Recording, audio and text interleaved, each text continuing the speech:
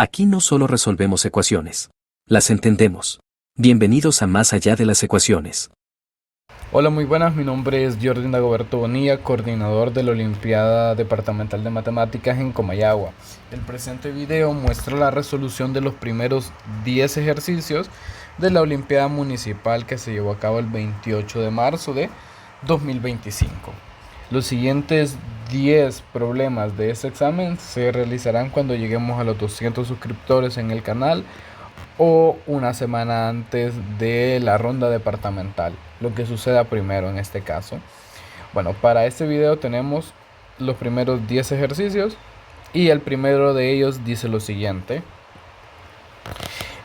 el número entero n es el mayor número de 6 dígitos cuyo producto de todos sus dígitos es igual a 180.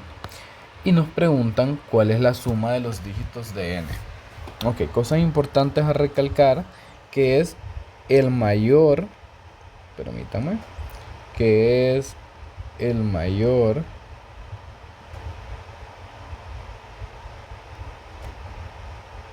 número de 6 dígitos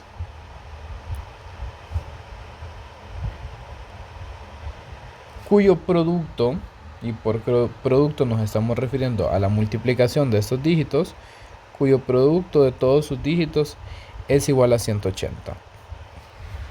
Ok, para resolver este problema voy a hacer 6 casillas, donde en cada casilla va a ir uno de estos dígitos.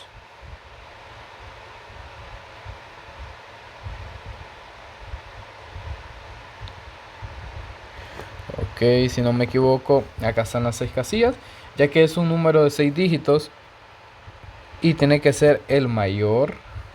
Voy a anotar eso acá, que tiene que ser el mayor. Tiene que tener 6 dígitos. 6 dígitos, y si yo multiplico esos 6 dígitos, voy a llamar al primer dígito A, al segundo dígito B, al tercero C, D, E y F. Ok, así les voy a llamar, tomando en cuenta, ¿verdad?, que cuando algo no se conoce en matemáticas, le podemos asignar una letra. En este caso, yo asigné esas letras para determinar cada uno de los dígitos. Y que el producto A por B por C por D por E, es decir, el producto de sus 6 dígitos me tiene que dar 180. Ok, vamos a comenzar con esto.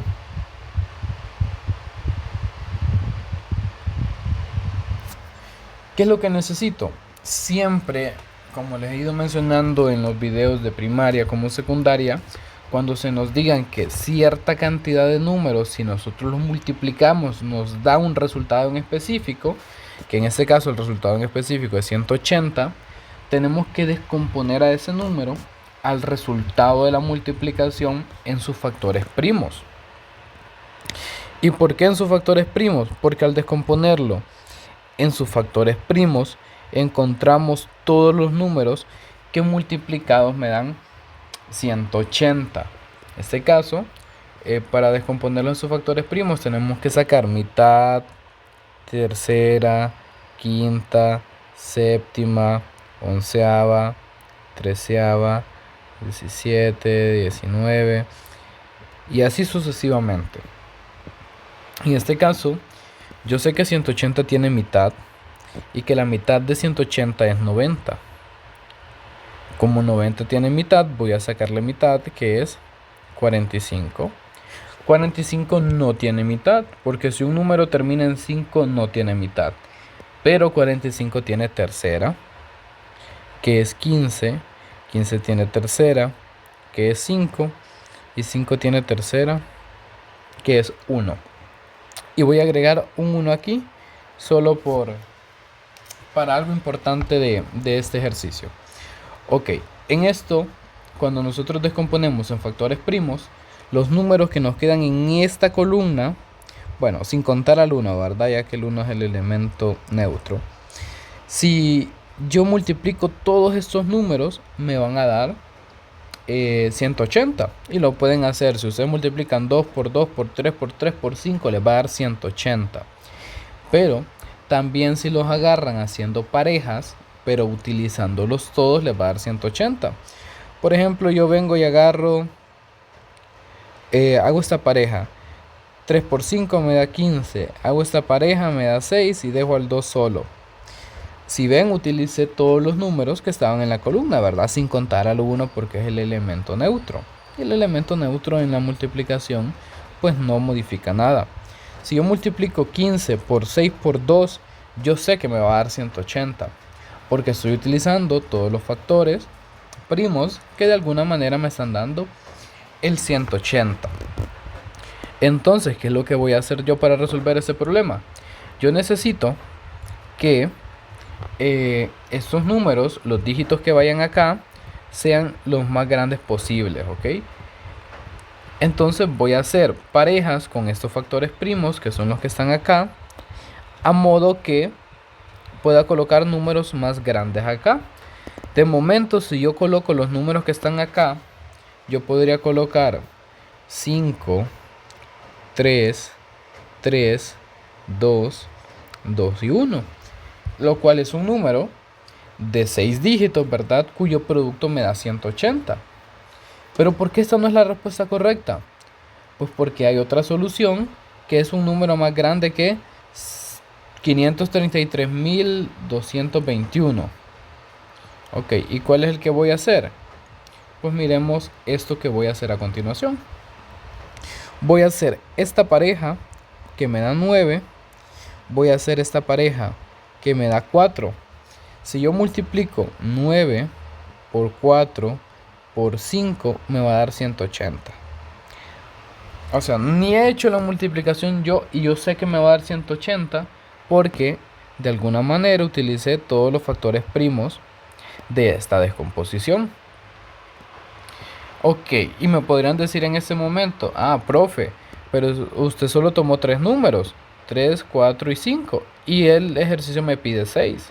¿Y con qué puedo completar? Con 1 por 1 por 1. Que esa es la magia del 1, que no altera la multiplicación, y esto me va a dar 180. Y si ven ahora ya tengo un número más grande, ya tendría el número 945.111, el cual me da 180. Entonces eso voy a colocar como mi solución, recordando que para que el número sea mayor, los dígitos mayores tienen que estar al inicio, tienen que estar a la izquierda porque tienen un mayor valor posicional. 9, después iría el 4, después iría el 5, después el 1, 1 y 1. Ok, ya descubrí cuál es el número. Ahora, para responder la pregunta, tendría que sumar esos dígitos. 9 más, aquí iba el 5, perdón, aquí 9 más 5 más 4 más 1 más 1 más 1. Ok, y esta suma me da 21. Entonces esta sería la solución del primer ejercicio, 21. Ok, paso al siguiente ejercicio.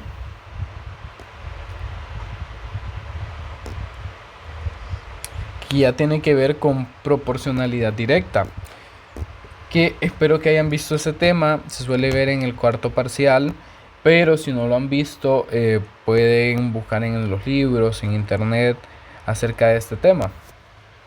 Voy a anotarlo aquí por si les sirve para después de ver este video estudiar. Proporcionalidad directa. Ok, hay proporcionalidad inversa también, pero este ejercicio en sí se hace con proporcionalidad directa.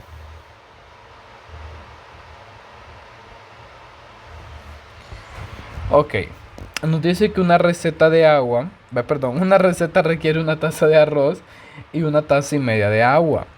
Lucía quiere usar una taza y media de arroz y nos preguntan cuántas tazas de agua necesita. Ok, nuevamente voy a hacer una tablita. Las tablas son muy importantes para la organización de datos, así en ese tipo de ejercicios como los que estamos viendo ahorita. Ok, voy a hacer esto. Tengo taza de arroz y tengo taza de agua, ¿verdad?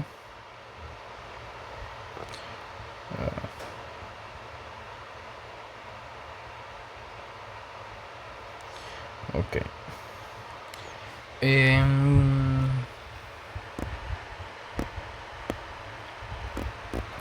Ok, eso es lo que tengo. Yo sé que, porque el ejercicio me lo dice, ¿verdad? Que si yo utilizo una taza de arroz, voy a ocupar una taza y media. Una taza y media escrita como fracción es esto. Y también se puede escribir de varias formas. Lo voy a anotar acá. Esto se puede escribir de esta forma. O también, si le gusta en decimal, 1.5. Ok. Pueden utilizar cualquiera de esas dos expresiones para representar eso. Para ese tema, fracciones, convertir de fracciones propias a impropias o mixtas les va a servir bastante. Ok, eso entonces yo lo voy a utilizar como 3 medios, que es lo mismo que una taza y media, ¿verdad? Una taza de arroz es lo mismo que 3 medios de agua. Ok, entonces ahora me mencionan que Lucía quiere utilizar una taza y media de arroz. Una taza y media, como decía la expresión, ¿verdad? Son 3 medios. Y yo necesito saber esto. ¿Cuántas tazas de agua ella va a necesitar? Ok, hay varias maneras de hacerlo. Una es encontrando la constante de proporcionalidad. Otros utilizando regla de 3, que regla de 3 es cuando tenemos algo que está creciendo proporcionalmente y conocemos 3 datos de 4. En este caso podemos ver que conocemos 3 datos y nos falta un dato. Entonces voy a utilizar yo exactamente eso. Yo sé que una taza es a 3 medios lo que 3 medios viene siendo para X, ¿verdad? Que es el valor que de momento no conozco. Acá yo multiplico cruzado y me queda lo siguiente. Me queda que X, 1X, si lo quieren ver así, es igual a 3 medios por 3 medios. X es igual, 1 por X es X, ¿verdad? 1 no cambia nada. Y eso sería 9 entre 4, porque multiplico así. Ok, pero si ustedes observan, por más de que esta sea la solución, en los incisos está expresado como una fracción mixta. Entonces voy a convertir 9 cuartos a una fracción mixta. Y se convierte de la siguiente forma. Voy a dividir el numerador entre el denominador. Entonces va a ser 9 entre 4. ¿Cuántas veces cabe el 4 en el 9? Cabe 2 veces. Y eso me da 8. Y acá me sobra 1. Si yo convierto eso a fracción mixta, ¿verdad? El cociente sería la parte entera y la parte fraccionaria sería el residuo, lo que me sobró, que en este caso es 1, iría en el numerador, y entre lo que estoy dividiendo sería el denominador. Entonces la respuesta sería 2 tazas y un cuarto, que es el inciso D. Ok, y así se resuelve el segundo ejercicio. Recordándoles que si no manejan un poco de las fracciones, vayan a repasar operaciones con fracciones, convertir fracciones mixtas a impropias o propias a impropias, convertir fracciones más que todo. Ok, ahora voy al siguiente ejercicio, que es el siguiente, un ejercicio que se repitió también en el examen de nivel básico. que menciona cuál de los siguientes hexágonos está exactamente un tercio del área en negro y exactamente la mitad del área en blanco. Ok, primero comencemos con el hexágono. Ok, ¿qué conocemos del hexágono? El hexágono tiene 6 lados y en este caso, ¿verdad? Contiene 6 triángulos. Ok, nos dicen que exactamente un tercio del área en negro. Un tercio es que una de cada 3 piezas va a estar en color negro, ¿verdad? Pero estos hexágonos tienen 6 piezas, entonces van a haber dos piezas negras por cada 6 triángulos. Ok, en eso vamos a anotar piezas negras. ¿Qué más tenemos? Y exactamente la mitad del área en blanco. Ok, entonces si tengo 6 triángulos en total y la mitad tiene que estar en blanco, eso significa que 3 piezas en blanco. Entonces, ok, vamos a ir analizando cuál de estas representaciones cuenta con eso. 2 piezas negras, ok, tengo esta opción y tengo esta opción. Tengo esas 3 opciones. Y me mencionan que tienen que tener 3 piezas en blanco, ¿verdad? Ya que es la mitad. Entonces descarto esta y la opción correcta sería esta. Ya que si ustedes observan, tiene 3 piezas en blanco y tiene 2 piezas en negro. Y esa sería la respuesta correcta para este ejercicio. El problema número 4, que es uno de los problemas que más me encantó y donde más fallaron algunos de mis estudiantes, es el siguiente. Luca tiene algunos perros, algunos conejos y algunos gatos. 8 de sus mascotas no son perros. 5 de sus mascotas no son conejos. 7 de sus mascotas no son gatos. ¿Cuántas mascotas tiene Lucas? Ok, comencemos con este apartado de acá. 8 de sus mascotas no son perros.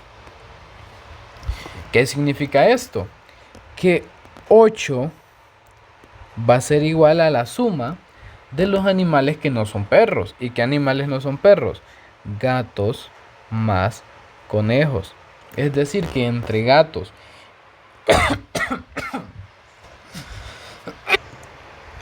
lo que significa ese 8 es que 8 es igual a la suma de gatos más conejos, las mascotas que no son perros.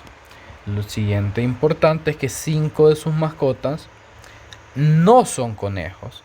Entonces 5 va a ser igual a la suma de los animales que no son conejos, que en este caso sería perros más gatos. Y finalmente, la última pista que obtenemos para resolver el problema es que 7 de sus mascotas no son gatos. Por tanto, 7 sería igual a perros más conejos. Ok, eso es lo que nos da el enunciado, ¿verdad? Que 8 no son perros, entonces serían gatos más conejos. 5 no son conejos, entonces serían perros más gatos. Y 7 no son conejos, entonces serían perros más conejos. Ok, y no se nos está preguntando cuántos perros hay, cuántos conejos hay o cuántos gatos hay. Se nos pregunta en total cuántas mascotas hay. En este caso vamos a sumar las expresiones de esta columna y también las expresiones de esta columna, ¿verdad? Tenemos la suma de esto que me da 20 y acá yo solo puedo sumar las letras que se estén repitiendo. En este caso yo tengo 2 veces P, voy a poner 2 veces P. más la G la tengo dos veces la G, más está dos veces la C, dos veces C. Y ok. Ahora pensemos lo siguiente. ¿Cómo puedo llegar yo a esta expresión de cuántas mascotas tiene? ¿Y cuántas mascotas tiene? Para saber cuántas mascotas tiene, yo tendría que sumar la cantidad de perros, más la cantidad de conejos, más la cantidad de gatos. Yo tengo que llegar a esta expresión de alguna forma. ¿Y cómo voy a llegar yo a esa expresión? Voy a dividir entre 2 a ambos lados de la igualdad. 20 entre 2 es 10. Esto va a ser igual a... Y divido cada uno de estos términos entre 2, ¿verdad? Por una de las propiedades de la división, que les recomiendo leerla. 2 entre 2 es 1. Entonces solo me quedaría P, porque el 1 no se escribe cuando es coeficiente. Más 2 entre 2 es 1. Y copio la letra G, ¿verdad? Porque nuevamente el 1 no se escribe cuando es coeficiente. Más 2 entre 2 es 1. Y solo copio la letra C por el mismo argumento. Y ustedes pueden ver que ya llegamos a esta expresión P más G más C, que es justamente lo que estábamos buscando, ¿verdad? Ok, no importa que esté en otro orden, ya que aquí pues yo tenía la C y la G en orden distinto, pero no importa que estén en otro orden acá, porque si ustedes recuerdan, entre las propiedades de la suma tenemos la propiedad conmutativa, que nos permite alternar el orden de los elementos que estamos sumando. En este caso la respuesta sería 10.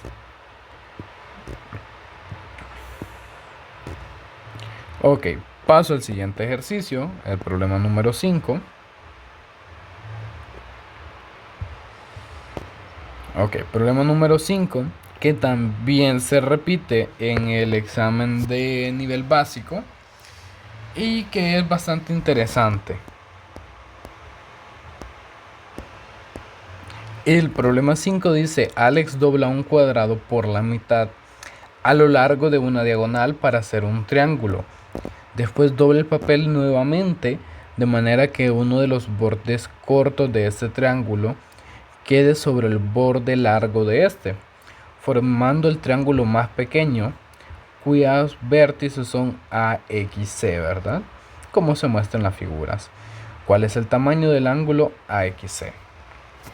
Ok, se nos menciona el cuadrado, que es de la figura de la que estamos partiendo.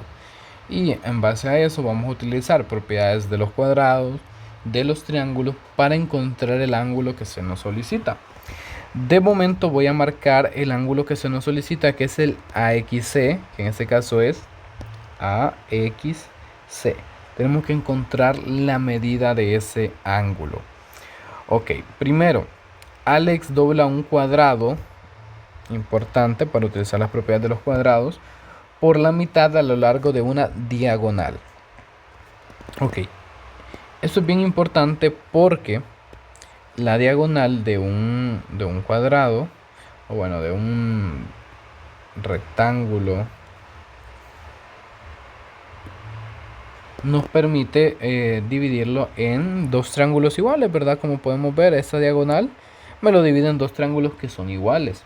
Pero también hace algo muy especial con sus ángulos, y es que los divide a la mitad. Un ángulo de un cuadrado mide 90 grados, ¿verdad? Y la diagonal me lo biseca, me lo divide a la mitad, formando ángulos de 45 grados, ¿ok? Ambos son de 45 grados. Al hacer este doblez, se me forma la figura de la segunda imagen, que acá sigue midiendo 45, ¿verdad? Ya que solo es el triángulo que yo tenía originalmente.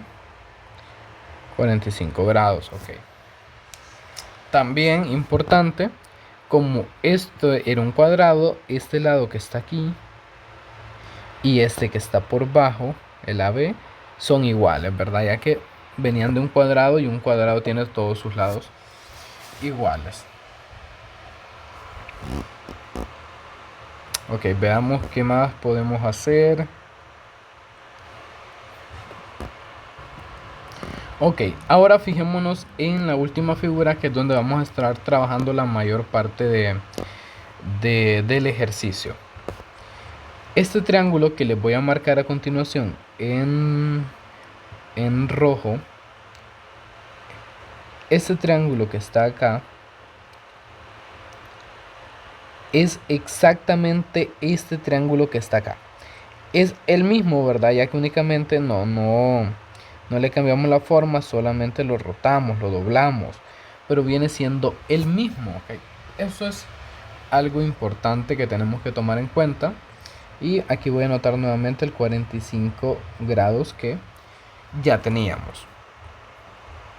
Ok, este triángulo que está acá venía de un cuadrado y este ángulo es recto, ¿verdad? Ya que es ese mismo ángulo que está acá, nada más que lo doblamos. Si este es recto, el que está acá adentro también va a ser recto y me voy a quedar con ese ángulo que está ahí. ¿Y por qué me quedo con ese ángulo que está ahí? Porque yo conozco la suma de los ángulos internos en un triángulo. Yo sé que la suma siempre me va a dar 180 grados, ¿verdad? Siempre que yo sume los ángulos internos de un triángulo me va a dar 180. Entonces, ¿qué pasa? Yo sumo 45, me voy a trabajar con ese triángulo pequeño. Se los voy a marcar más o menos acá para que entiendan con cuál estoy trabajando. Voy a trabajar con este. Yo ya tengo 45 grados. Tengo 90 grados que me los indica este, más 90 grados. Y necesito encontrar cuánto mide este ángulo que está acá. 180 es igual a... Si yo sumo esto me da 135 grados, ¿verdad? Para llegar a 180 yo tendría que sumarle 45 grados. Entonces este ángulo mide 45 grados, ¿ok? Para que así ya tenga la suma yo de los tres ángulos internos de este triángulo. Ok. Ahora voy a borrar esto.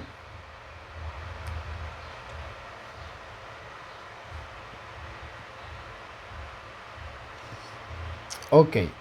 Y voy a reconstruir la imagen número 2 acá. Ok. Voy a reconstruir esta imagen.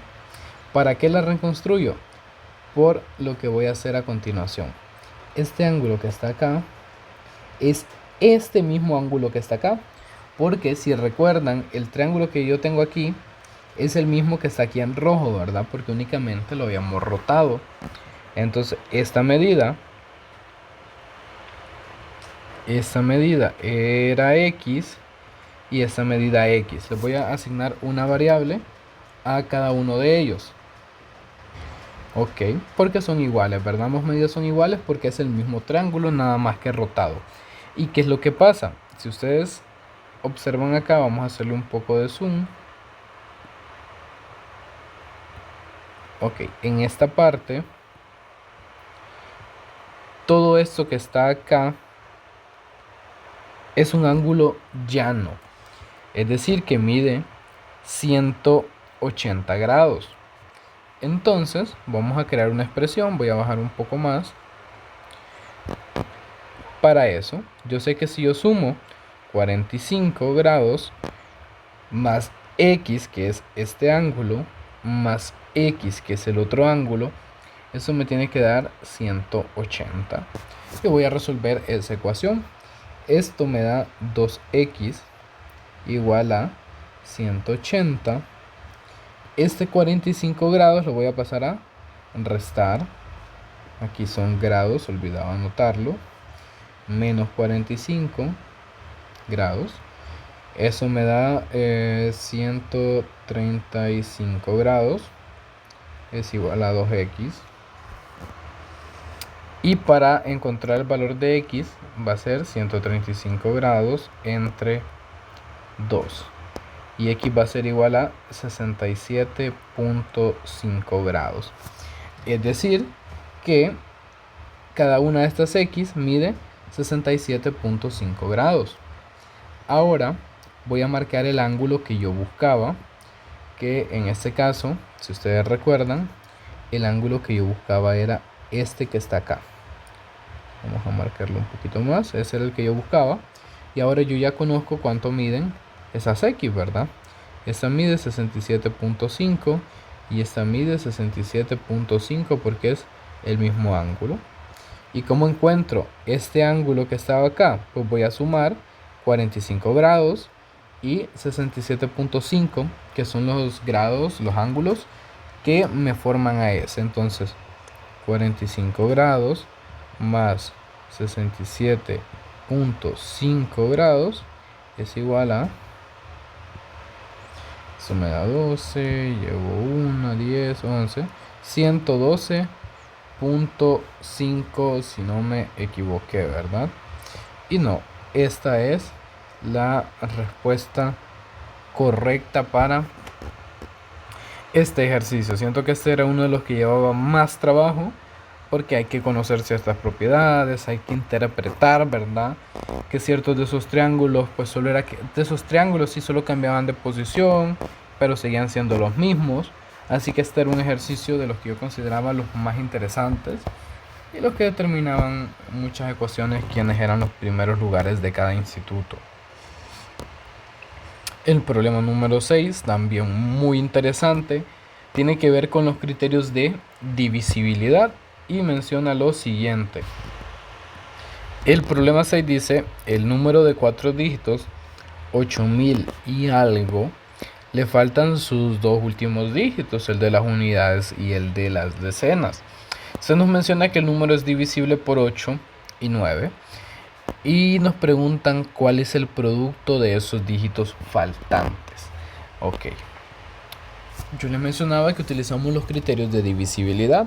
Y esos criterios lo que nos permiten es conocer qué condiciones tiene que cumplir un número para que me lo divida otro número, que en este caso es el 8 y el 9. Entonces voy a anotar los criterios de divisibilidad del 8 y del 9. Criterio del 8. El criterio de divisibilidad del 8 menciona que los últimos tres dígitos tienen que ser divisibles entre 8.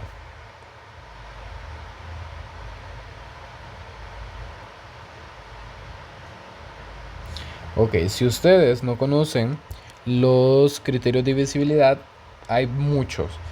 Y todos tienen que ver con los números primos. Yo les recomiendo aprenderse hasta el criterio del 11, que en Olimpiadas, al menos en la Olimpiada hondureña, les va a servir bastante.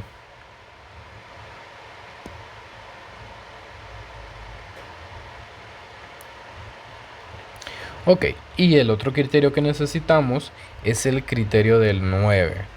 El criterio del 9 es muy parecido al criterio del 3, en caso de que lo conozcan el criterio del 3.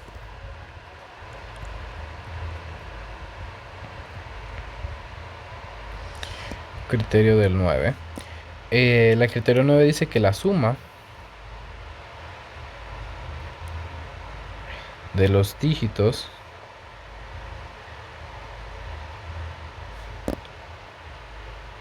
tiene que ser un múltiplo del 9.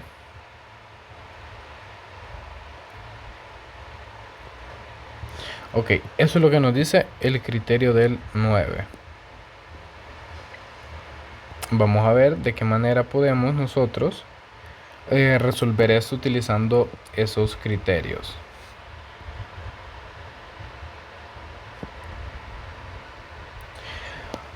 Ok, ¿qué es lo que voy a hacer yo? A mí solo me faltan dos dígitos.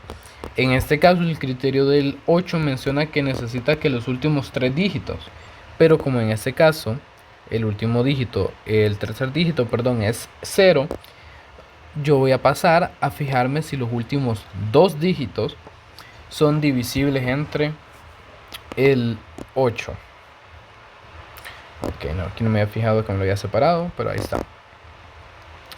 Ok, y al mismo tiempo se tiene que cumplir el criterio del 9, que la suma de los dígitos tiene que ser múltiplo del 9. Y en este caso, para la suma de los dígitos, tengo al 8, que es un dígito que ya está, más 0, más los dos dígitos que me hacen falta. Ok, que los voy a poner unas casillas acá solo para identificar que son los dígitos faltantes. Ok, ¿qué opciones tengo yo para esta suma? Existe la posibilidad de que sean 9, ¿verdad? Toda esa suma sea 9. Porque el 9 es el primer múltiplo del 1. Ok, esa es una. Pero ¿cómo podría ser yo 9? O poniendo 1 o poniendo 0. Y es la única forma, ¿verdad?, de que esa suma me dé 9. Y en este caso me quedaría 10 aquí formado.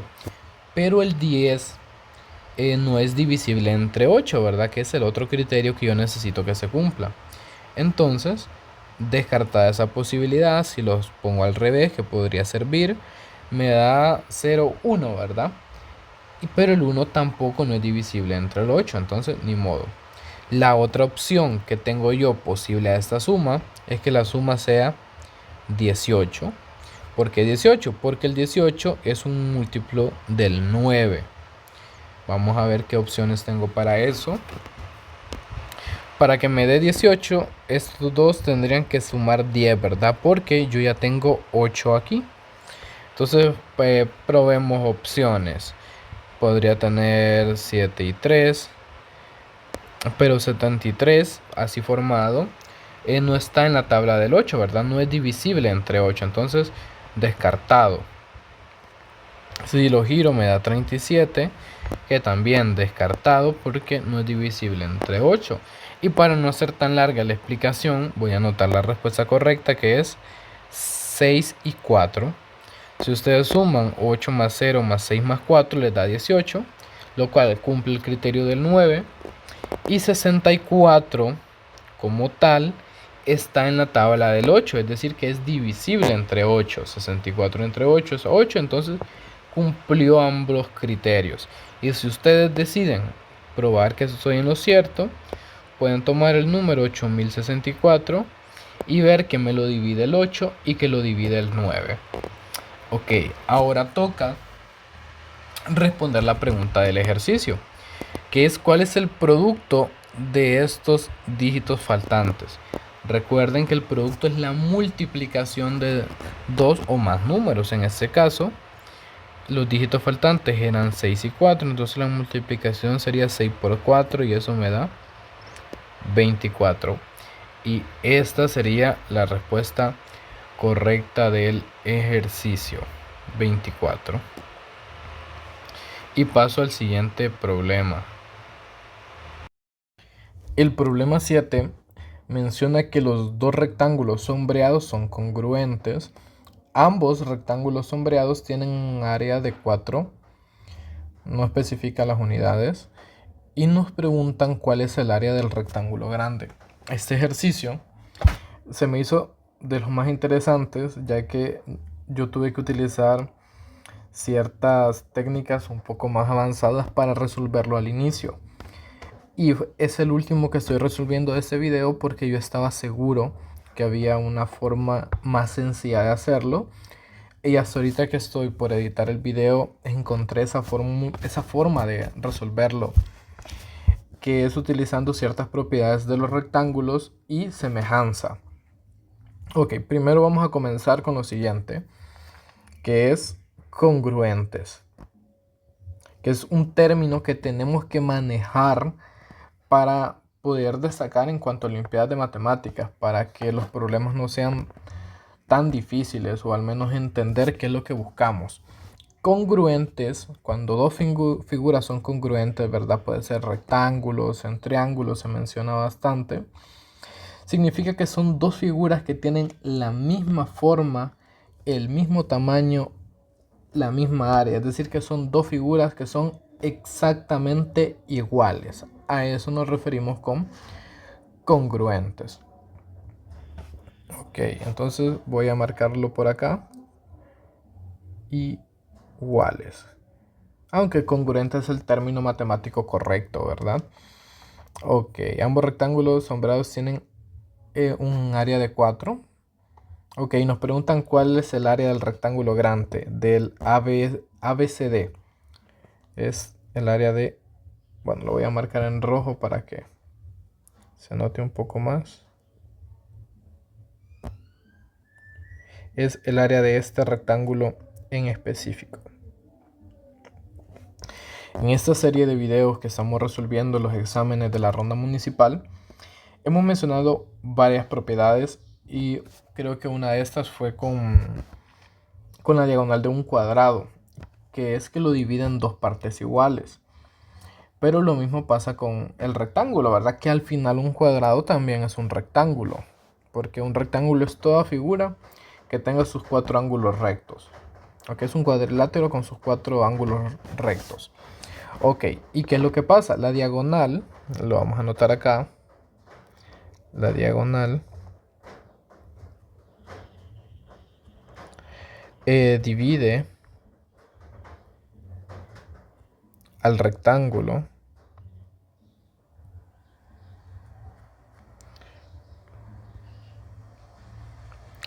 en dos partes iguales.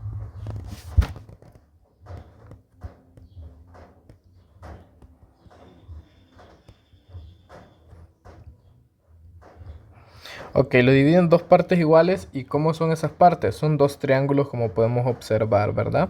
Si yo trazo esa diagonal, tengo un triángulo superior y un triángulo inferior. Y son iguales en área. O sea, entre las muchas cosas que son iguales, ángulos, medidas de lados, también son iguales en el área. Veamos esto. Veamos el que les estoy marcando en azul a continuación. Este es uno de los que mencioné en el enunciado, que tiene en total área 4, ¿verdad? Entonces, esta línea roja que pasó por acá es su diagonal. Lo va a dividir en dos triángulos con áreas iguales. Entonces, es decir que acá hay dos unidades, acá hay otras dos unidades. Y para que vayan pensando qué es lo que voy a hacer yo, voy a hacer lo siguiente. Voy a buscar la manera de encontrar el área sombreada del triángulo que se encuentra en la parte superior de esa diagonal. ¿Y por qué voy a hacer esto? Porque, como les mencionaba, la diagonal divide al rectángulo en dos triángulos iguales, en dos áreas iguales. Entonces, la misma área que haya arriba va a ser la misma área que haya acá abajo. Entonces, para que entendamos eso. Entonces, bueno, yo ya conozco una parte, que es la que voy a dejar de momento así en azul con el número 2. Yo sé que eso vale 2. Y me queda encontrar toda esta área que está acá, para lo cual voy a utilizar los criterios de congruencia, que es algo que se ve en octavo, creo, más que todo, pero ustedes si están en séptimo lo pueden ir investigando.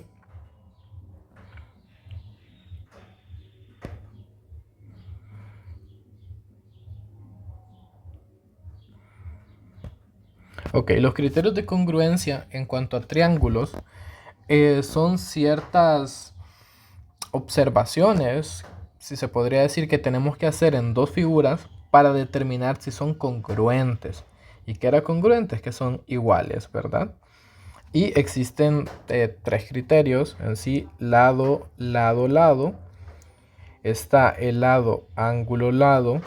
Y está el ángulo, lado, ángulo. Son esos tres criterios principalmente, que si se cumple eso, pues los dos triángulos con los que estemos trabajando son exactamente iguales, son congruentes.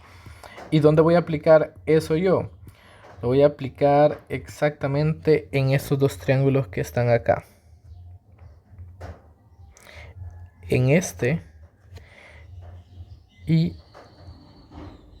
en este que está acá. Ok, miremos lo siguiente. Este ángulo es recto, ¿verdad? Porque es parte de el rectángulo que está acá. Este ángulo también es recto, porque el que está acá es recto. Y los dos tienen que sumar 180. Ok, vamos bien por ahí. Ahora, este que les voy a marcar en otro color, en amarillo, este lado que está acá es igual a este que está acá. ¿Por qué son iguales? Porque los dos rectángulos sombreados son congruentes. Ok, y este es, lo podríamos decir de alguna parte, no sé si la base lo podríamos llamar de el rectángulo, perdón, sombreado que está arriba. Y esto también la podemos llamar la base, o no sé, del triángulo sombreado que está abajo. Ok, ya tenemos dos partes que son congruentes, un ángulo y un lado. Nos falta determinar la otra. Y pues existe un tipo de ángulos que se llaman opuestos por el vértice, que es cuando dos rectas se cortan. Bueno, ahí parecen perpendiculares. Cuando dos rectas se cortan, los ángulos que están así opuestos, ¿verdad? En lados opuestos, son congruentes, tienen la misma medida. Se llaman opuestos por el vértice. Ok, entonces, ¿cuáles tengo yo ahí? Pues este y este que están acá son congruentes, ya que están opuestos a las dos líneas que se están cortando, que en este caso son las dos líneas moradas que tengo ahí, las dos rectas moradas. Ok, entonces si ustedes observan, yo tengo ángulo igual a ángulo, ángulo.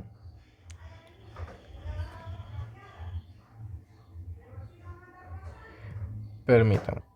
Ángulo, ángulo. Tengo este ángulo también. Uy, perdón. Tengo este ángulo que está acá, que es igual a este. Y este ángulo que les voy a marcar acá también tiene que ser igual a este que está arriba. Ya que si yo tengo dos ángulos iguales, el tercero también tiene que ser igual. Y si se fijan, tenemos el criterio, bueno, tenemos varios, pero el que yo veo así es ala. Este criterio, ¿por qué? Voy a borrar a estos distractores y se los voy a marcar. Tengo este ángulo morado que es igual a este ángulo morado que está acá. Tengo el lado, que es el que está en amarillo, igual a este lado que está acá. Y tengo el ángulo recto, que también es igual, que es este que está acá, que es igual a este que está acá. Ala, ese es el criterio ala. ¿Y qué significa ese criterio ala? Significa que esos dos triángulos que están aquí son iguales, tienen los mismos lados, los mismos ángulos y el misma área, que es lo que me importa, la misma área. ¿Qué es lo que voy a hacer entonces? Voy a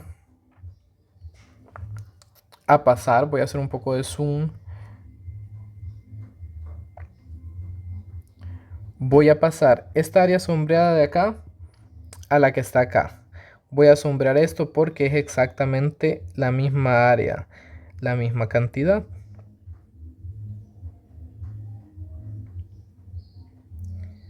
Ok, solo voy a colocarle los colores que ya le había colocado anteriormente.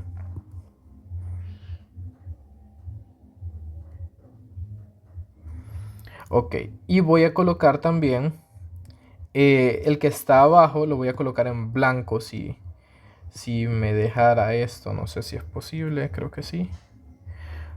Ok, y este en blanco. Porque lo que estoy haciendo es prácticamente cambiar de posición este triángulo. Pasé este triángulo para arriba porque son exactamente los mismos triángulos. Tienen el misma área, la misma área. Ok, entonces, ¿qué es lo que pasa? Esta figura que les voy a marcar ahora en color verde. Esta figura que está acá tiene área 4. ¿Y por qué tiene área 4? Porque es la misma área del rectángulo que teníamos originalmente. Es la misma área. Únicamente que moví ese triángulo que estaba acá abajo. Lo moví a esta posición, pero el área sigue siendo la misma porque el triángulo es exactamente el mismo. ¿Y qué área tenía? ¿Cuánto valía el área de ese rectángulo? El área valía 4. Entonces, si nos fijamos en eso, al trazar la diagonal del del rectángulo grande del que se nos solicitaba encontrar el área, al trazar esa diagonal, pues tenemos en el triángulo superior que hay 6, tiene un área de 6 unidades, ¿verdad? Pero el triángulo que está abajo, el que está completamente en blanco, es igual al que está arriba. Entonces también tendría un área de 6 unidades.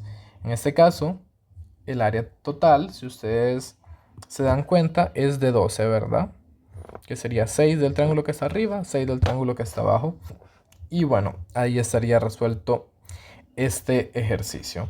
Así que espero que les vaya bien en este tipo de ejercicios. A veces hay que visualizar ciertas propiedades, que ciertas piezas encajen en lugares vacíos y aplicar pues los criterios de congruencia. Es muy importante conocerlos. Las propiedades de la diagonal es algo fundamental también. Así que bueno, paso al siguiente ejercicio. El ejercicio 8 de geometría menciona que se da un círculo con centro O y radio 10 centímetros. Se dibuja un cuadrado o PQR dentro del círculo, donde Q es un punto en el círculo. ¿Cuál es el área del triángulo sombreado PQR? Ok, ya que se nos está hablando de un círculo, vamos a mencionar ciertas propiedades de él, empezando por el radio. Ok, ¿qué es lo que tiene el radio de especial? Tiene, en este caso, este es uno de sus radios, ¿verdad? Infinitos radios. Es que en este caso este radio mide 10 centímetros. Pero si yo trazo cualquier otro radio, que es decir, desde el centro hasta cualquier otro punto de la circunferencia, también va a medir lo mismo. Este va a medir 10. Si yo trazo este, también va a medir 10. Y de esa manera todos los radios pues miden 10, ¿verdad? Pues bueno, ¿qué radio voy a trazar yo a continuación? Voy a trazar este radio. ¿Por qué? Porque, miren, eso me va a dar 10. Y yo ya conozco esa diagonal que va a medir 10 centímetros, ¿verdad? Ok, la figura OPQR es un cuadrado. Y como en el ejercicio, creo que fue el primer ejercicio o el segundo de este video, mencionaba que un cuadrado tiene todos sus lados iguales. En este caso, yo voy a hacer lo siguiente. Voy a sacar esta figura que está acá. Voy a hacer este triángulo y lo voy a sacar. Ok. Me traje de más. Que me voy a traer. Bueno, se lleva todo, así que voy a tener que dibujar aparte entonces.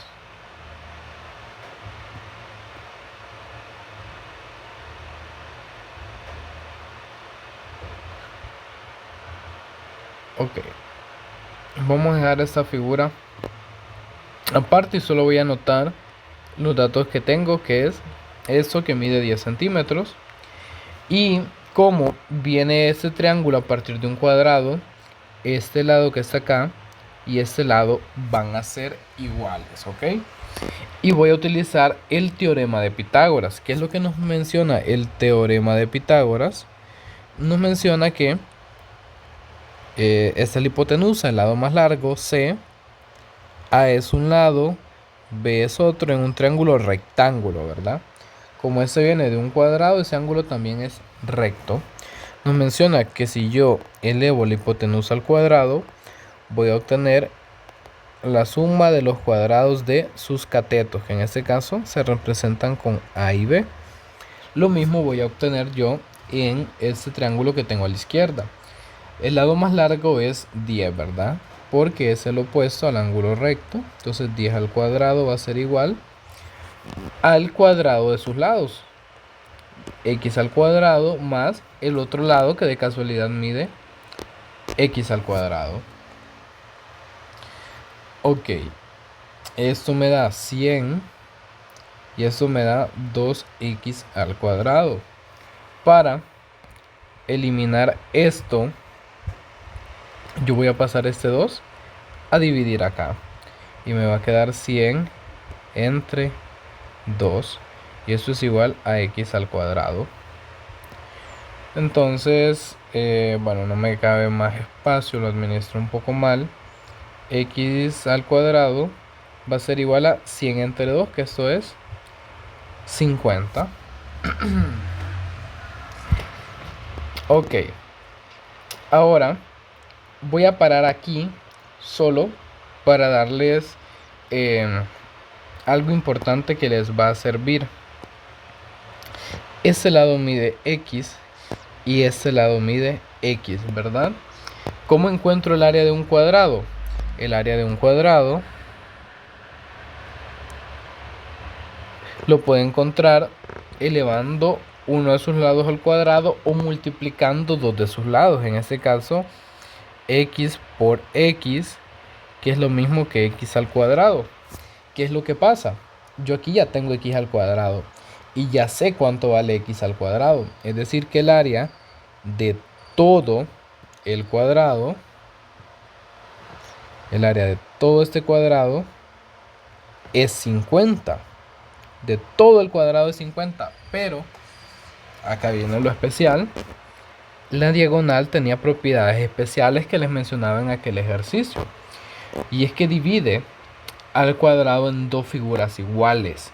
Iguales tanto en forma como en tamaño como en el área. Es decir que si en total el área de ese cuadrado es 50, la diagonal me lo va a dividir en dos áreas de 25. 25 la que está en blanco y 25 la que está en gris. Entonces la respuesta sería 25 centímetros cuadrados. Y esa sería la respuesta de este ejercicio. El problema número 9 nos menciona que el producto de tres números primos es 11 veces su suma. ¿Cuál es el máximo valor que podrá tomar la suma? Ok. Tenemos que buscar la manera de crear una expresión algebraica que contenga todo esto. En este caso, variables y expresiones es un tema que se ve en séptimo normalmente y que pues nos explica cómo crear estas expresiones algebraicas. En este caso yo voy a utilizar tres números A, B y C. Son primos. Son primos. A, B y C son primos y se cumple la siguiente condición. A por B por C es igual a 11 veces la suma de esos mismos números, ¿verdad? Que es lo que nos intenta dar a entender el ejercicio. Esta es la expresión a la que se buscaba que nosotros llegáramos en un inicio. Ok, ¿qué es lo que pasa acá? A, B y C son números primos. Y si son números primos, el resultado de esa multiplicación va a ser un número compuesto. ¿Y qué es lo que pasa con los números compuestos? Que cada número compuesto tiene una descomposición única en sus factores primos. Es decir, que solamente existen ciertos números primos los cuales cumplen que la multiplicación de ellos de ese número. Por ejemplo, 28. Yo descompongo 28, tiene mitad que es 14, tiene mitad que es 7 y 7 tiene séptima que es 1. Si yo pongo 2 al cuadrado por 7, únicamente existe el 28 con esa descomposición. No existe ningún otro número que tenga esa descomposición. Lo mismo pasa acá. ¿Y por qué menciono todo esto? Porque si nosotros notamos acá, 11 es un número primo. Entonces, uno de estos números tiene que ser 11, ya que la multiplicación de tres números primos me da a 11 veces la suma. Entonces yo voy a decir, pueden ustedes decir que cualquiera, que A puede ser 11, que B puede ser 11, que C puede ser 11. Yo voy a decir que A es igual a 11 y obtengo lo siguiente: 11 por B por C es igual a 11 ¿Y acá qué pasa? Yo asigné el valor de A para 11. 11 más B más C. Ok, ¿qué es lo que voy a hacer ahora? Voy a dividir a ambos lados entre 11. Entre 11 se me va este con este y este con este. Y ya me queda una expresión más pequeña, que B por C es igual a 11 más B más C. Ok, ahora lo que voy a hacer es pasar las variables al lado izquierdo. Voy a mover estas variables al lado izquierdo y me va a quedar la siguiente expresión. Acá yo tengo 11, ¿verdad? Porque voy a mover esto. B por C más B menos, perdón, en este caso sería menos B más C. Es decir, que si yo multiplico los dos números primos que me quedan y le resto la suma de esos mismos números, me tiene que dar 11. Y acá voy a utilizar algunos conceptos de paridad. En el lado izquierdo voy a utilizar la paridad de la multiplicación. Paridad de multiplicación.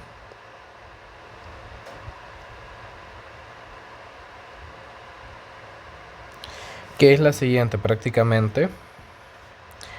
Par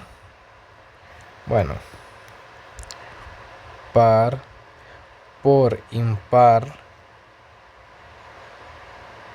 me da un resultado par.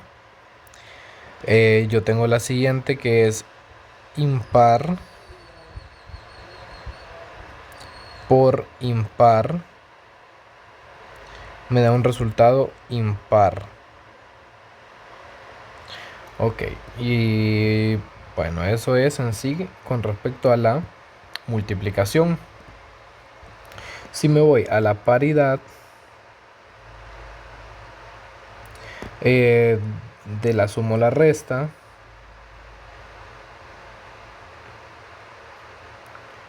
es la siguiente. Par más par o más menos par, ¿verdad? Porque puede ser suma o resta, me va a dar un resultado par. Impar más menos impar me va a dar un resultado par. Pero si yo tengo par más menos impar, me va a dar un resultado impar. Bueno, no cabe ahí. Lo voy a mover entonces. Me va a dar un resultado impar. Ok, prácticamente eso es. Esto se puede alternar, ¿verdad? Puedo decir impar más par o alternarlo, pero no hay problema. Ok, ¿qué fue lo que hice o por qué hice todo esto? Lo hice porque la mayoría de números primos son impares. En realidad solo existe uno que es par, que en este caso es el 2. Es el único que es par. Entonces yo lo que voy a hacer va a ser analizar estos casos a ver qué condiciones se tienen que cumplir para que el resultado me dé 11. Voy a comenzar con par por impar. Voy a decir que B es par, y que C es impar.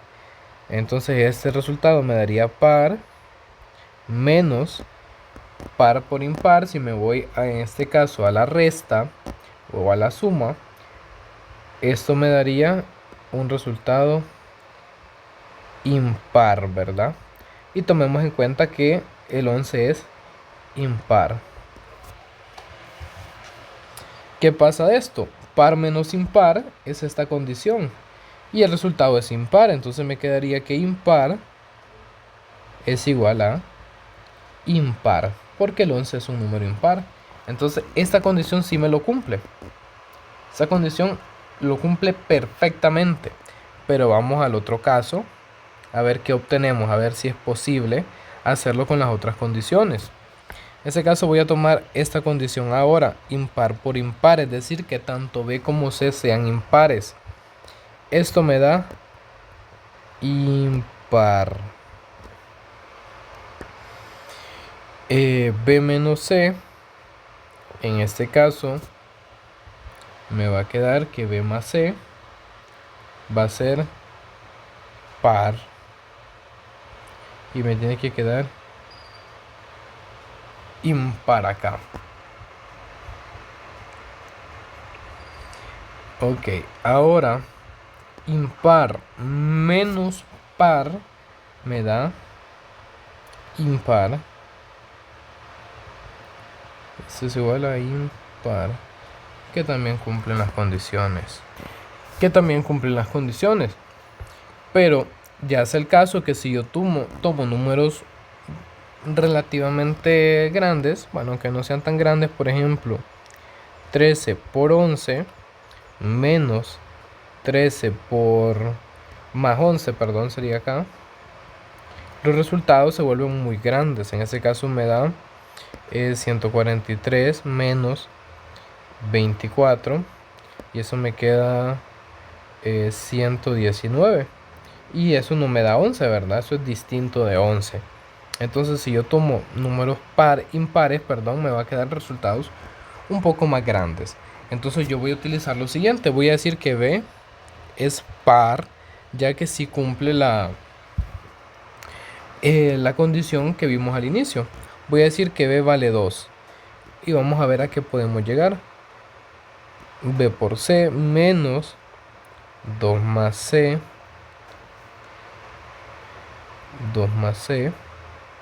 es igual a 11. Ok, vamos a desarrollar esto.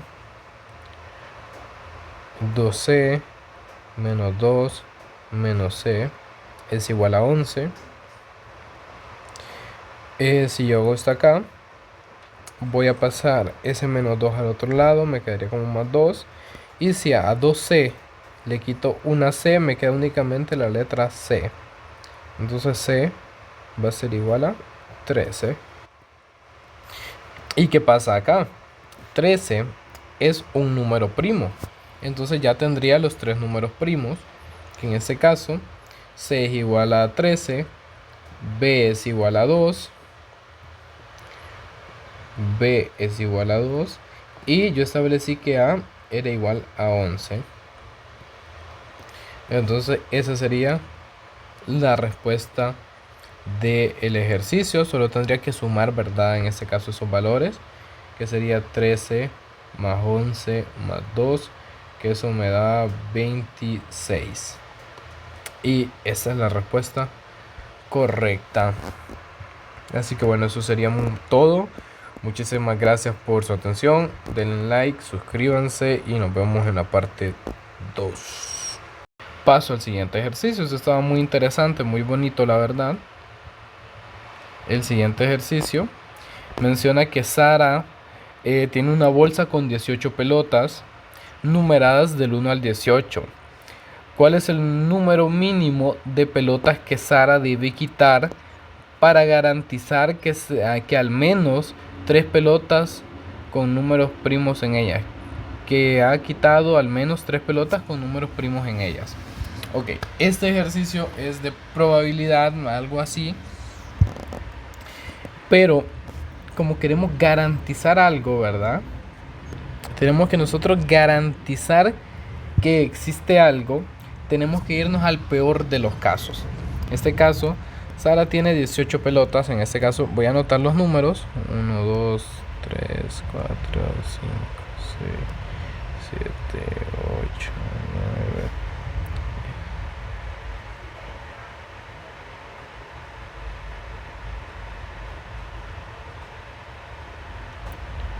Ok, tiene esos números en total en las pelotas, ¿verdad? ¿Cuál es el número mínimo de pelotas que Sara debe de quitar para garantizar que se ha quitado al menos 3 pelotas con números primos en ellas?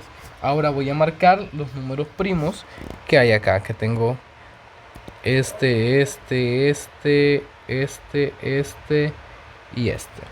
Ok, esos son los números primos. Ahora la lógica que al menos yo utilizo para resolver ese problema es irme al peor de los casos posibles. ¿Y cuál es el peor de los casos posibles? En el que yo al principio saco todos los números que no son primos. Es decir, que yo decido sacar una pelotita, saco el 1, no es primo, ¿verdad? Saco el 4, no es primo, saco el 6, el 8, el 9, el 10, el 12, el 14, el 15, el 16, el 18. El orden puede cambiar, ¿verdad? Lo importante es no sacar números primos. Este sería el peor de los casos en el que no saco ningún número primo. ¿Cuántas pelotas habré sacado? 1, 2, 3, 4, 5, 6, 7, 8, 9, 10, 11. 11 pelotas tuve que sacar, ¿verdad? Y no obtuve ningún número primo. Pero al menos yo ya sé que sí o sí las próximas 3 pelotas que saque van a llevar números primos. Porque así yo decido sacar el 17, ya es primo. Saco el 12, es primo. Saco el 5, es primo, ya saqué 3 primos. O puedo sacar el 3, el 11 y el 13, que también son primos. Y después saco 3 pelotas.